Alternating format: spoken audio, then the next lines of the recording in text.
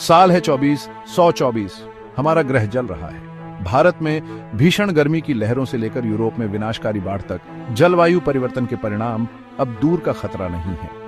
ये हमारी हकीकत है। स्थिति की गंभीरता तत्काल और निर्णायक कार्रवाई की मांग करती है। दुनिया ने सांस रोककर देखा जब दुनिया भर के प्रतिनिधि संयुक्त राष्ट्र जलवायु परिवर्तन सम्मेलन COP29 के लिए बाकू में एकत्रित हुए।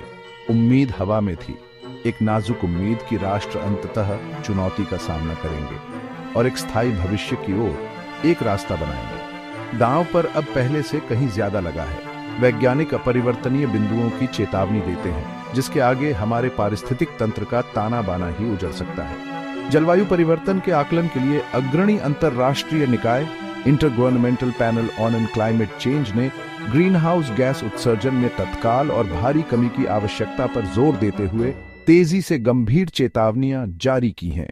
अभी कार्रवाई करने में विफलता आने वाली पीढ़ियों के लिए विनाशकारी परिणाम देगी।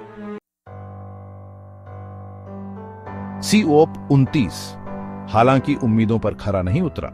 सम्मेलन 3535 तक सालाना $300 अरब के नए जलवायु वित्त लक्ष्य के साथ संपन्न हुआ। यह आंकड़ा भले ही काफी बड़ा लग रहा हो, विकासशील देशों की वास्तविक जरूरतों की तुलना में कम है, जिन्होंने कम से कम $1 ट्रिलियन की मांग की थी, अधिमानतः ऋण के बजाय अनुदान के रूप में। निराशा साफ दिख रही थी, खासकर उन राष्ट्रों में जो जलवायु परिवर्तन के प्रभावों के प्रति सबसे अधिक संवेदनशील है। $300 अरब का वादा सही दिशा में एक कदम होते हुए भी जलवायु संकट के पैमाने और तात्कालिकता को दूर करने के लिए अपर्याप्त है। यह धनराशि विकासशील देशों को उनके ग्रीनहाउस गैस उत्सर्जन को कम करने और जलवायु परिवर्तन के अपरिहार्य प्रभावों जैसे समुद्र के बढ़ते स्तर, चरम मौसम की घटनाओं और कृषि में व्यवधानों के अनुकूल बनाने में सहायता करने के लिए है। हालांकि इस वित्तीय प्रतिबद्धता की अपर्याप्तता ने COP29 के परिणामों पर एक लंबी छाया डाल दी है। भारत COP29 वित्त सौदे के मुखर आलोचक के रूप में उभरा। दुनिया का सबसे अधिक आबादी वाला देश जलवायु संबंधी चुनौतियों के अपने हिस्से से जूझ रहा है, एक मूक दर्शक बनने से इनकार कर दिया। भारत ने साहसपूर्वक अनुदान में सालाना $600 अरब की मांग की, यह तर्क देते हुए कि अंतिम $300 अरब की पेशकश एक मामूली राशि थी जो जलवायु संकट के लिए विकसित राष्ट्रों की ऐतिहासिक जिम्मेदारी को दर्शाने में विफल रही। भारत का रुख संयुक्त राष्ट्र framework convention on and climate change की आधारशिला, सामान्य लेकिन विभेदित जिम्मेदारियों और संबंधित क्षमताओं के सिद्धांत में निहित है। यह सिद्धांत मानता है कि जहां सभी देशों की जलवायु परिवर्तन को संबोधित करने में भूमिका है, वहीं विकसित राष्ट्र ग्रीनहाउस गैस उत्सर्जन में अपने ऐतिहासिक योगदान के कारण अधिक जिम्मेदारी वहन करते हैं।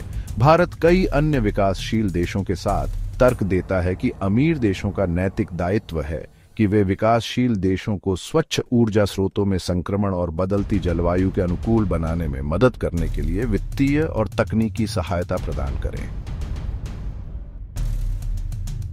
भारत का दृढ़ रुख पूरे ग्लोबल साउथ में गूंजा। क्यूबा सहित कई राष्ट्रों ने, नाइजीरिया, मलावी, बोलीविया और सूडान ने भारत की निराशा को प्रतिध्वनित किया। उन्होंने विकसित देशों से अधिक वित्तीय प्रतिबद्धता के भारत के आह्वान के साथ एकजुटता व्यक्त की। संदेश स्पष्ट था, दुनिया के सबसे गरीब राष्ट्र जो जलवायु संकट के लिए सबसे कम जिम्मेदार हैं, लेकिन इसके प्रभावों के प्रति सबसे अधिक संवेदनशील हैं, अब खोखले वादों को स्वीकार नहीं करेंगे। यह संयुक्त मोर्चा जलवायु वार्ता में अपनी सामूहिक सौदेबाजी की शक्ति के बारे में विकासशील देशों के बीच बढ़ती जागरूकता को दर्शाता है।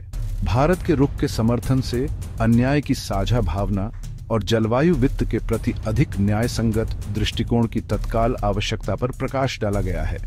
ग्लोबल साउथ का संदेश स्पष्ट था, सच्ची जलवायु कार्रवाई के लिए एक सामूहिक प्रयास की आवश्यकता है, जिसमें विकसित राष्ट्र विकासशील देशों को आवश्यक वित्तीय और तकनीकी संसाधन प्रदान करके अपनी ऐतिहासिक जिम्मेदारी को पूरा करते हैं। एक ऐसी दुनिया की कल्पना कीजिए जहां बर्फ की टोपियां पिघल गई हैं और समुद्र का स्तर कई फीट बढ़ गया है। तटीय शहर जलमग्न हैं और लाखों लोग विस्थापित हैं। यह कोई दूर की कल्पना नहीं है, बल्कि एक बहुत ही वास्तविक संभावना है अगर हम अभी कार्रवाई नहीं करते हैं। आज हम जो चुनाव करते हैं वह हमारे ग्रह के भाग्य का फैसला करेगा। अपने कार्बन फुटप्रिंट को कम करने से लेकर अक्षय ऊर्जा को अपनाने तक हर कार्य मायने रखता है। यह केवल आने वाली पीढ़ियों के लिए पर्यावरण के संरक्षण के बारे में नहीं है, यह हमारे अस्तित्व को सुनिश्चित करने के बारे में है। हमारे पास तकनीक, ज्ञान और बदलाव लाने की शक्ति है, लेकिन हमें तेजी से और निर्णायक रूप से कार्य करना चाहिए। घड़ी की सुइयां चल रही हैं और हमारी दुनिया का भविष्य अधर में लटका हुआ है। तो आइए हाथ मिलाएं और सभी के लिए एक स्थायी, संपन्न ग्रह बनाने के लिए मिलकर काम करें, क्योंकि भविष्य पत्थर में नहीं लिखा होता, यह हमारे हाथों में है। अफ्रीका विविधता और संसाधनों से भरपूर एक महाद्वीप जलवायु परिवर्तन के दबाव को महसूस कर रहा है। लंबे समय तक सूखे से लेकर अप्रत्याशित वर्षा तक प्रभाव गंभीर और दूरगामी है। कृषि पर निर्भर समुदायों को अनुकूलित करने के लिए संघर्ष कर रहे हैं और पानी की कमी की चुनौती दिन ब दिन बढ़ती जा रही है। दुनिया भर में चरम मौसम की घटनाएं अधिक बार और तीव्र होती जा रही हैं।